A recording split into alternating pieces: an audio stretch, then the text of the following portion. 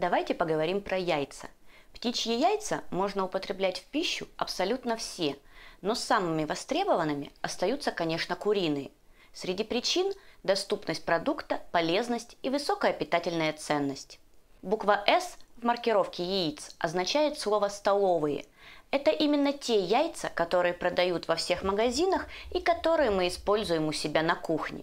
Иногда можно встретить яйца с маркировкой в виде буквы «Д». Это означает, что они диетические. В чем отличие? В хранении. Диетические яйца – это в первую очередь очень свежие яйца, до 7 дней. Если диетическое яйцо хранится дольше, то это уже обычное столовое. Дополнительно яйца разделяют по весу на категории. Третья категория – 35-44 грамма. Вторая категория – от 45 до 54 граммов. Первая означает массу в пределах 55-64 грамма. Маркировка О – отборное яйцо с массой 64-74 грамма. И В – это высшая категория, подразумевающая массу свыше 75 граммов. Мы чаще всего покупаем яйца категории S2. Они доступны круглогодично. Их вес в среднем около 50 граммов, что очень легко запомнить и рассчитывать в рецептах, к примеру, при использовании меланжа, но о нем чуть позже.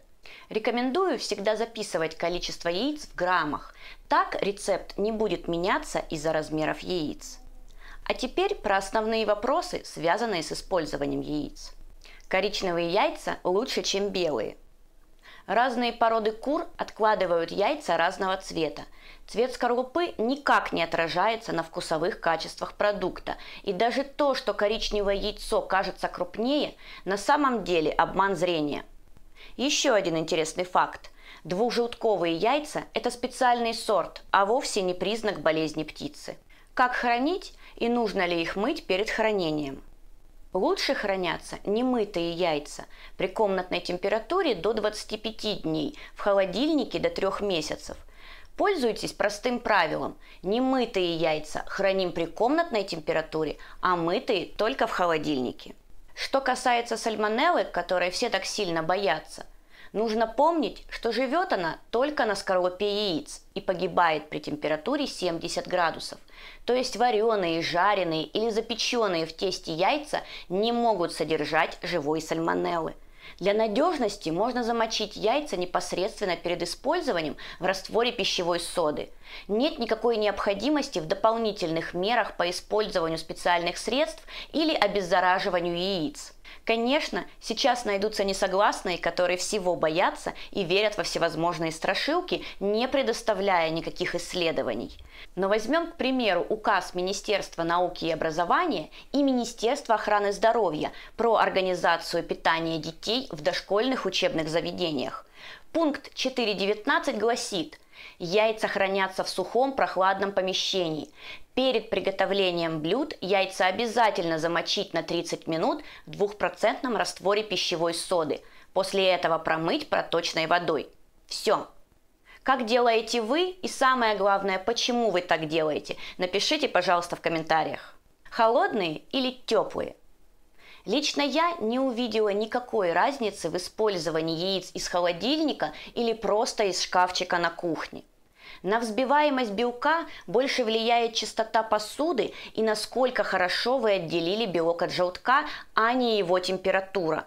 Подробно про технологию получения идеальной меренги мы говорили в соответствующем видео на канале. Ссылку оставлю в описании. Обязательно посмотрите и, конечно, подпишитесь на канал, если вы еще этого не сделали. Яичный порошок, меланж и альбумин. В чем разница? Сейчас в специализированных магазинах или просто в больших супермаркетах можно приобрести так называемые полуфабрикаты яиц. Что это такое и можно ли это использовать? Меланж – смесь яичных белков и желтков в соотношении близком к естественному. Яичную массу, состоящую отдельно из желтков или белков, иногда называют однородным меланжем. Поставляется в виде замороженных брикетов или в герметичной упаковке. Удобно транспортировать и продавать. Использование ничем не отличается от обычных яиц. Среднее яйцо весит приблизительно 50 граммов. Именно столько меланжа нам понадобится для замены одного яйца в рецепте. Яичный порошок – это пищевой концентрат, заменитель свежих куриных яиц, почти не уступающий им по усвояемости. Выпускается в виде высушенной яичной массы, смеси белка и желтка в естественной пропорции или раздельно высушенных белкового и желткового порошков. Перед использованием такой порошок нужно восстановить, то есть развести в жидкости. Норма разведения и восстановления указывается производителем на упаковке. Альбумин – это сухой яичный белок. Он ничем не отличается от свежего по своему составу и пищевой ценности, но имеет ряд преимуществ в использовании. У нас на канале вы можете найти несколько видео про альбумин в одноименном плейлисте. Ссылку вы можете найти в описании. В этих роликах я очень подробно рассказываю и показываю, как восстановить и использовать альбумин.